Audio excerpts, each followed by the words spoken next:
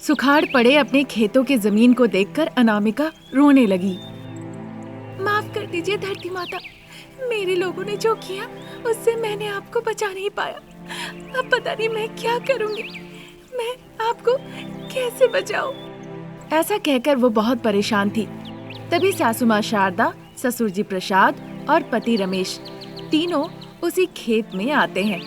वहाँ वो अनामिका को उस तरह से रोते हुए देखते हैं।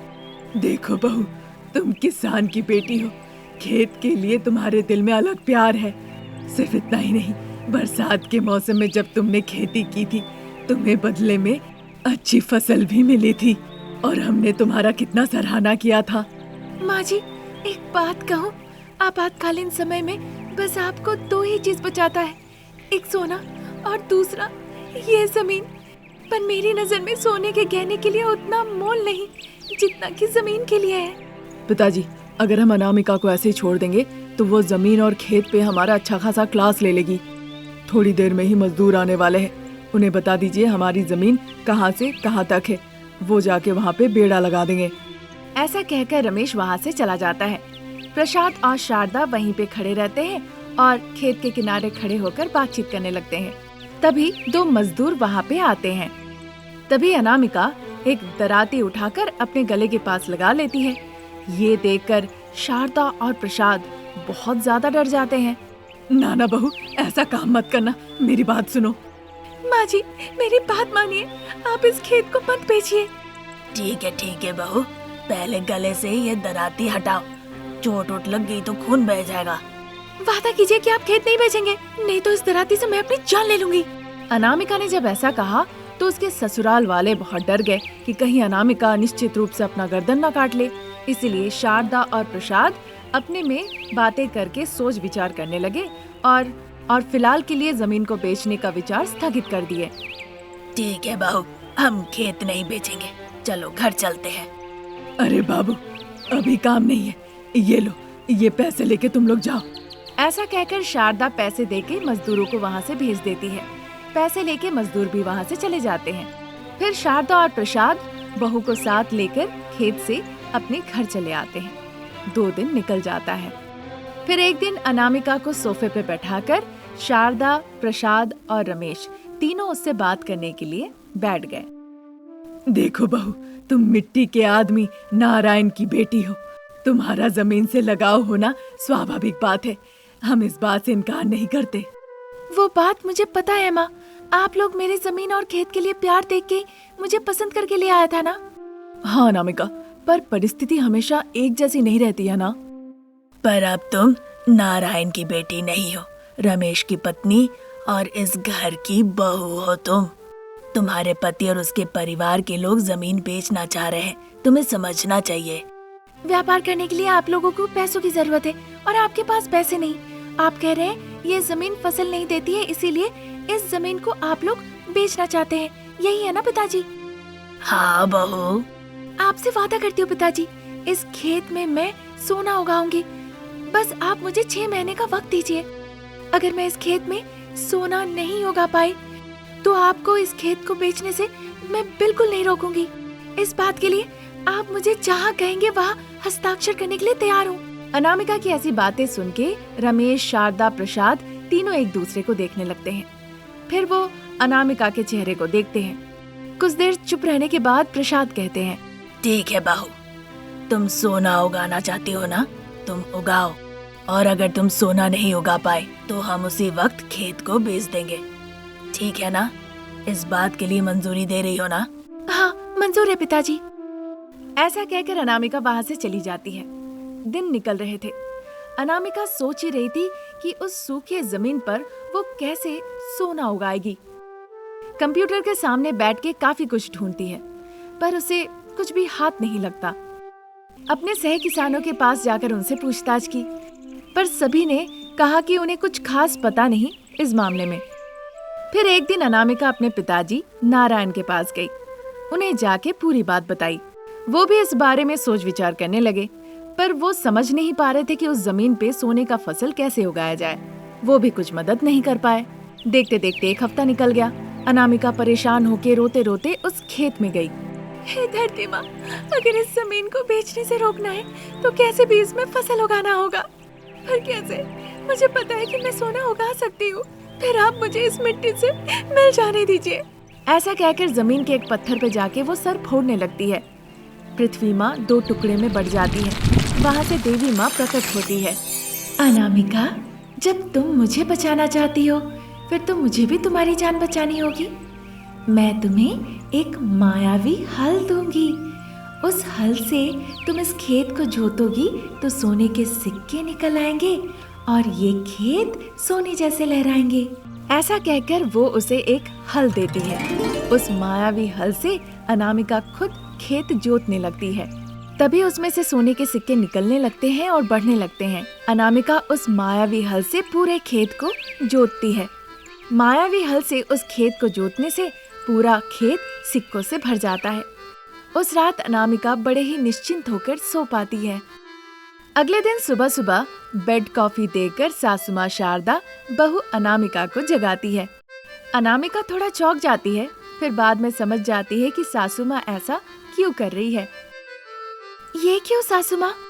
बेड कॉफी बहू, आज से तुम्हारे ऊपर के सारे शर्त खत्म होते हैं। ठीक है माँ जी, मैं तैयार होके आती हूँ, फिर हम सब साथ मिलके खेत चलेंगे। खुश होकर अनामिका बेड कॉफी पीती है। शारदा भी खुशी खुशी वहाँ से चली जाती है। ठीक 1 घंटे के बाद शारदा, प्रसाद, रमेश और अनामिका पूरे परिवार एक साथ खेत की तरफ जाते हैं। बहू, तुम्हारी सोने के फसल कहाँ है? जमीन के अंदर माँ जी, अगर आप चाहे तो मजदूरों को बुला के हल चलवा सकती है। ऐसे कहने के बाद वो मजदूरों को बुलाते हैं हल चलाने के लिए। सारे मजदूर वहाँ पे आते हैं, खेत में हल चलाते हैं और खेत से सोने के सिक्के निकलते हैं। ये देखकर ही प्रसाद, रमेश, शारदा तीनों आश्चर्य हो जाते हैं। फिर थोड़ी देर में वो खुद को संभालते हैं। जब उन्हें पता चलता है कि जमीन से सोने के सिक्के निकल रहे हैं तो वो जमीन को बेचने की परिकल्पना को रद्द कर देते हैं। फिर उन सोने के सिक्कों को बेचकर जो पैसे मिलते हैं उन पैसों से रमेश अपना व्यापार शुरू करता है और फिर सभी लोग एक साथ मिलके खुशी खुशी जीवन बिताने लगते हैं। एक गांव में शारदा और अनामिका गरीब सास बहू रहा करती थी। उस गांव के ग्राम प्रधान रंगनाथ से बात करके उनके खेत में पशुओं को खिलाने के लिए घास उगाया करती थी और उन्हीं घासों को बेचकर वो दोनों अपना परिवार चलाया करती थी। एक दिन जब सास बहू खेत में घास काट रही थी, तभी वहाँ उन दोनों के पति प्रसाद और रमेश आते हैं। शारदा उन दोनों को देखकर थोड़े गुस्से में कहती है, क्या बात है, बाप बेटा रास्ता भटक के इधर आ गए? ये सुनकर रमेश थोड़ा हिचकिचाते हुए, वो नहीं माँ, मैं और पिताजी गल्फ कंट्रीज पैसे कमाने के लिए जाना चाहते हैं। तुम और तुम्हारे पिताजी ने बहुत पैसे कमा लिए, वही हमारे लिए काफी है। तुम दोनों घर पे रह के बच्चे संभालो। ये बात सुनकर बाप बेटा समझ जाते हैं, चाहे कितना भी समझा लो सास बहू नहीं मानने वाली।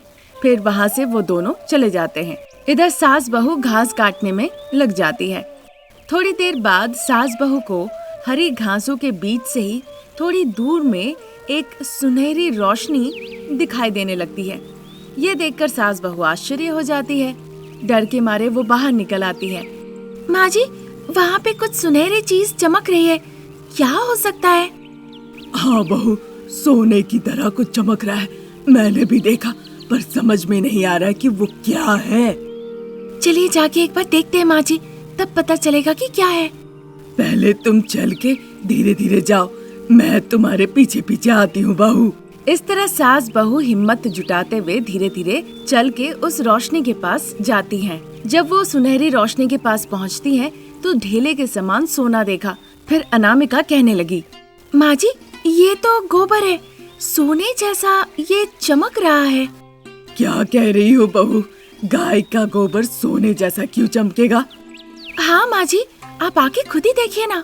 इतना कहकर अनामिका थोड़ा गोबर उठा के शारदा के हाथों में रख देती है।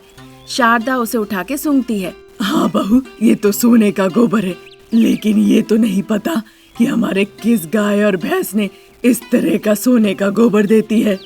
मैं भी ये बात नहीं समझ पा रही हूँ माँ जी। हाँ बहू, पहले तुम इस सोने के गोबर को ठीक से संभाल के रखो। यहाँ पे ये क्यों आया, कैसे आया, पहले ये सब का पता करना होगा। बाद में देखेंगे इस गोबर के साथ हमें क्या करना है। ठीक है माँ जी। ऐसा कह के अनामिका उस सोने के गोबर को लेके खेत के ही मिट्टी के नीचे छिपा देती है और इस बात का भी ध्यान रखती है ताकि ऐसा करते हुए उसे कोई देख ना रहा हो। फिर वो वापस आके घास काटने लगती है। घास काट के घास का एक बंडल अनामिका अपने सर पे रखती है, दूसरा शारदा अपने सर पे रखती है और मिट्टी के रास्ते होकर दोनों घर वापस आ जाती है। इसी तरह दिन निकल रहे थे। हर दिन सास बहू जब खेत आती थी तो देखती थी कि सोने का गोबर कहीं ना कहीं चमक रहा है। ये कैसे संभव है बहू? हाँ माँ जी, ये तो मुझे भी नहीं पता, पर पता लगाना होगा कि हो कैसे रहा है। ऐसा सोचकर रात के वक्त बिना आवाज किए हुए सोने का भाव करते हुए सास बहू खेत में ही बिस्तर लगा के वहाँ लेट जाती है। तभी उनसे थोड़ी ही दूर पे एक गाय आसमान से उड़ते उड़ते उनकी जमीन पे आके उतरती है। फिर वहाँ से चल के वो उनके खेत में आती है, वहाँ घास खाती है और फिर वहीं पे गोबर देती है। ये देखकर सास बहू उठ के उनके पास जाके हाथ जोड़ के कहती है, हे गौ माता, ये कैसा चमत्कार है और आप हमें इस तरह से सोने के गोबर क्यों दे रही हैं? उधार मिटाने के लिए शारदा। आपको मेरा नाम कैसे पता गौ माता? और साथ ही गाय से कैसा उधार?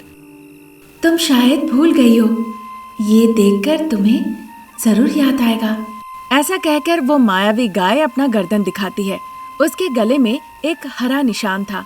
तब जाके उन्हें याद आया कि एक बार एक झील किनारे एक छोटा सा जंगल था। एक बड़े से पेड़ में एक गाय का सर फंस गया था। वो चिल्ला चिल्ला के मदद के लिए गुहार लगा रही थी। उस दौरान शारदा अनामिका घास लेके उसी रास्ते से जा रही थी। गाय के चिल्लाने की आवाज सुन के वो दोनों उनके पास भाग के जाती है। माँ जी, मुझे लगता है कोई गाय मुसीबत में फंस गई है, इसीलिए वो उस तरह से चिल्ला रही है। आपको सुनाई दिया क्या? हाँ बहू, मुझे सुनाई दिया। चलो चलते हैं, जिस तरफ से आवाज आ रही है उधर जाकर ढूंढते हैं। अच्छा ठीक है माँ जी। इस तरह सास बहू बातें करते हुए घास के गुच्छों को सर पे लेकर जिस तरफ से गाय के चिल्लाने की आवाज आ रही थी उसी तरफ जाने लगती है। वहाँ जाके दोनों देखती है एक पेड़ के तने में एक गाय अपना सर फंसा ली है। ये देखकर उन्हें बहुत बुरा लगता है। गाय की तकलीफ देखकर गाय पे हाथ रखकर शारदा ने कहा, गौ माता, तुम डरो नहीं, हम है ना, हम तुम्हें बचा लेंगे। ऐसा कहकर वो अपने हाथों में दराती लेकर पेड़ के तने को काटने लगी। काफी देर संघर्ष करने के बाद पेड़ का तना काफी चौड़ा हो गया। गाय का सर वहाँ से बाहर निकल आया, पर चोट लगने की वजह से खून बह रहा था। खून देखते ही अनामिका चारों तरफ नजर घुमाने लगी। थोड़ी दूर में उसे एक पौधा दिखा। जल्दी से पत्ते तोड़ के लाके वो उसे निचोड़ के घाव में लगा देती है। दर्द के मारे गाय जोर जोर से चिल्लाने लगी। तड़प रही उस गाय को अनामिका ने संतावना दी। थोड़ा सब्र करो गाय माता, इस पत्ते के रस से तुम्हारे सारे जख्म बहुत जल्दी भर जाएंगे। मेरा नाम अनामिका है और ये मेरी सासू माँ, इनका नाम है शारदा। इस तरह से कहा, फिर गाय वहाँ से चली गई। इस तरह से सारी बातें धीरे धीरे सास बहू को याद आने लगी। कैसी हो गौ माता? मैं ठीक हूँ। उस दिन तुम लोगों की मदद की वजह से मैं मुश्किल से बाहर निकल पाई थी। उस वक्त मैं श्रापित थी। जैसे जैसे चोट मेरा भरने लगा, मेरा सारा श्राप भी मेरे ऊपर से खत्म हो गया। मैं एक मायावी गाय हूँ। मैं हर दिन तुम लोगों को आसमान से देखती थी कि तुम लोग बहुत तकलीफ में हो। तब मुझे लगा अपना उधार चुकाने का समय आ गया है, इसीलिए रोज मैं यहाँ आके तुम लोगों को सोने का गोबर देती हूँ ताकि सुखी रह सको तुम लोग। ऐसा कहकर वो गाय अदृश्य हो जाती है। तब से सास बहू शारदा अनामिका उस सोने के गोबर को बेचकर जो पैसे मिलता है उससे सुखी सुखी अपना परिवार चलाने लगती है। आज की कहानी यहीं तक। नई कहानी लेके हम जल्द हाजिर होंगे। नमस्ते।